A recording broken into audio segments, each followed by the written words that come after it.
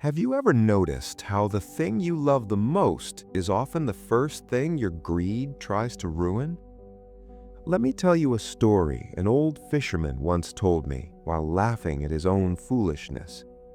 In a quiet riverside village where the mornings smelled of wet soil and fresh bread lived a potter named Kareem. Kareem was not rich, but he was content. He had a small mud house, a cheerful wife named Zoya, and a donkey called Sultan, who believed he was the king of the village. Kareem loved three things deeply: his craft, his wife's laughter, and his peaceful evenings by the river. People came from nearby villages to buy Kareem's clay pots. They were strong, simple, and honest, just like him. A good pot, he would say, is like a good heart. It holds without leaking. The villagers trusted him because he never cheated. If a pot had even a tiny crack, he would refuse to sell it. One summer afternoon, a wealthy merchant from the city arrived. The man wore silk clothes and smelled like expensive perfume.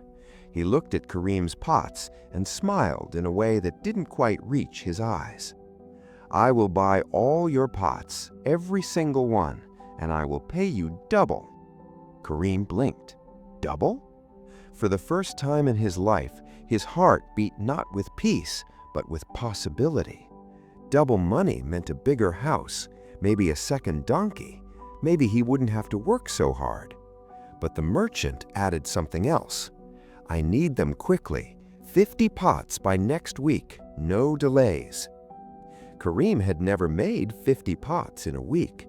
He usually made 20, carefully, patiently. "Patience always pays off," he often told his apprentices. But now another whisper entered his mind. Opportunity knocks only once. That night he could not sleep. Zoya noticed his restlessness.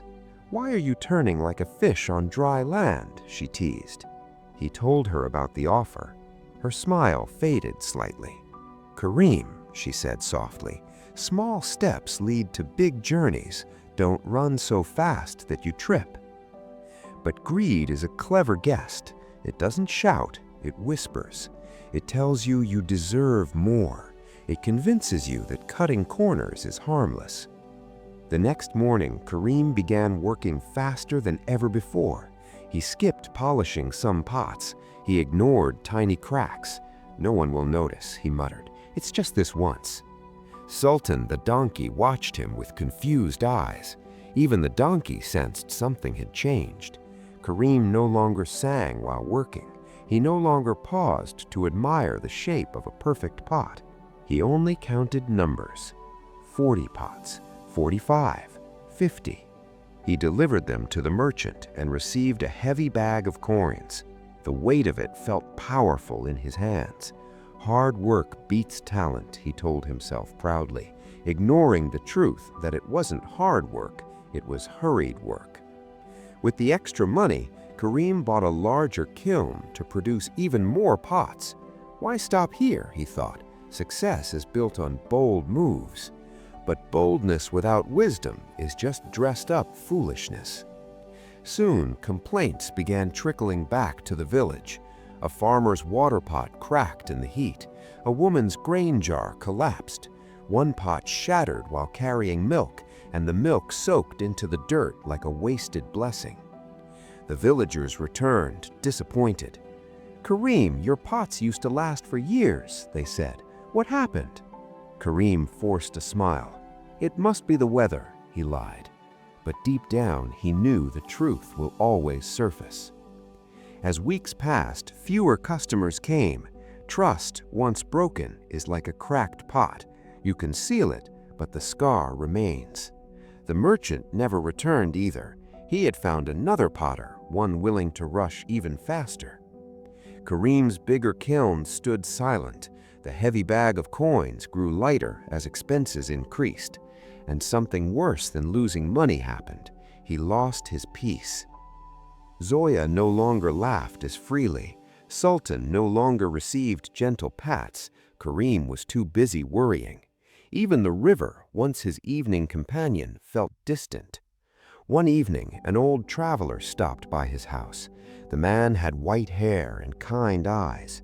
He asked for water. Kareem handed him a cup made from one of his rushed pots. As if on cue, a thin line appeared along the side of the cup, and water began dripping on the ground. The old man chuckled. A cracked cup cannot hold water, and a greedy heart cannot hold happiness. Kareem felt as if someone had struck him with truth. They sat quietly for a while. Then the old man spoke again. Greed is like drinking salt water. The more you drink, the thirstier you become. Tell me, Potter, what did you love before the coins arrived? Kareem's eyes filled with tears he had been too proud to shed. I loved making pots that lasted. I loved hearing my wife laugh. I loved my evenings by the river. And what do you love now? The old man asked gently. Kareem looked at his silent kiln, at the cracked cup in his hand. I don't know anymore. That night, Kareem did not count coins. He counted mistakes. He realized that greed had not just cracked his pots, it had cracked his character. And character, once broken, takes patience to repair. The next morning, he made a decision.